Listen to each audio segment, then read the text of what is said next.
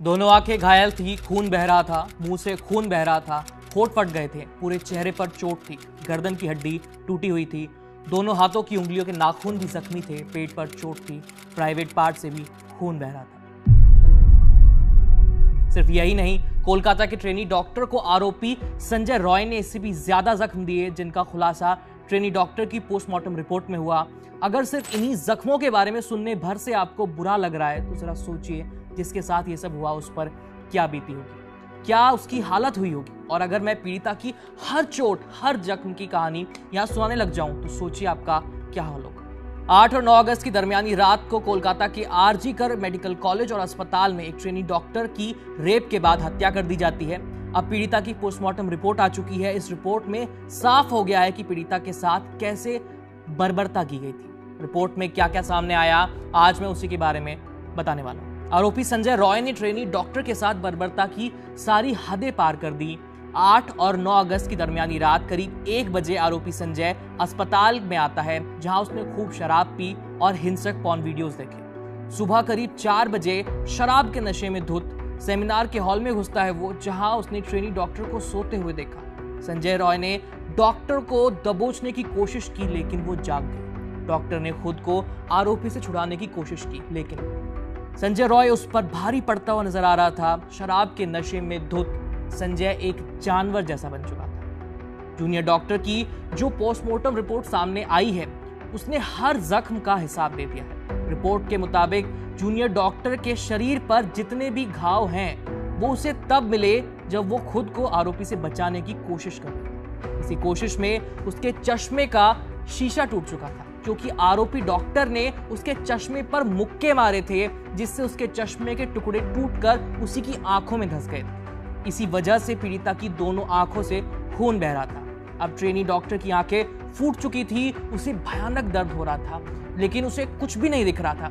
लेकिन उसका संघर्ष अब भी जारी था। पीड़िता के चेहरे, नाक पर जो जख्म मिले हैं वो इसलिए आए क्योंकि आरोपी लगातार उसे काबू करने की कोशिश कर रहा था। ट्रेनी डॉक्टर ने खुद के बचाव में आरोपी को नोच भी दिया, लेकिन संजय रॉय ने उसकी दाएं हाथ की रिंग फिंगर तोड़ दी। इस संघर्ष में पीड़िता की दोनों हाथों की अंगुलियों के नाखून जख्मी हो गए थे।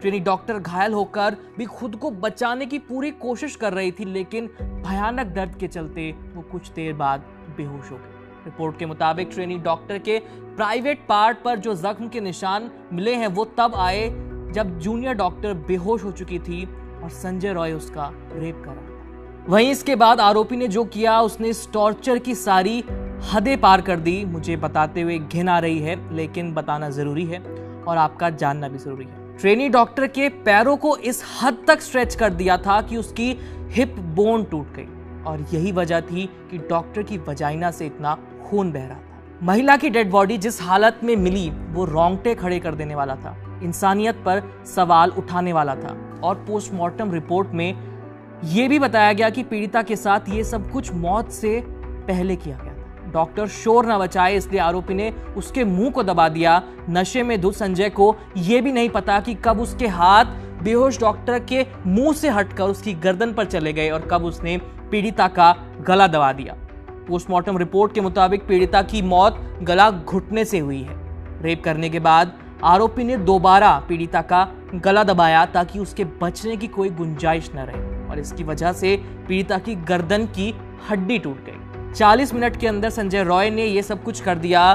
जब संजय अस्पताल से निकला उस वक्त सुबह के 4:37 हो रहे थे। इसके बाद वो वहां से निकला, कोलकाता पुलिस के बैरक में गया, जहां जाकर उसने पहले अपने कपड़े धोए, सारे खून के दाग और सारे सबूत मिटाए, वो नहाया और सो गया। फिर 9 अगस्त को सुबह 8 बजे जब अस्पताल का स्टाफ सेमिनार रूम में पहुंचा, तब उन्हें डॉक्टर की डेड बॉडी मिली और फिर हड़कंप मच गया। यही नहीं, पोस्टमार्टम रिपोर्ट में एक और खुलासा भी हुआ है, वो ये कि पीड़िता की बॉडी में डॉक्टरों को 151 ग्राम सीमेन मिला है, और इतना सीमेन आमतौर पर एक पुरुष से नहीं निकलता। ऊपर से पीड़िता के साथी डॉक्टरों को यह भी शक है कि संजय के साथ इस क्राइम में कोई और भी था, क्योंकि ट्रेनी डॉक्टर की कदकाठी ऐसी थी कि संजय का अकेले उस पर काबू पाना मुश्किल था।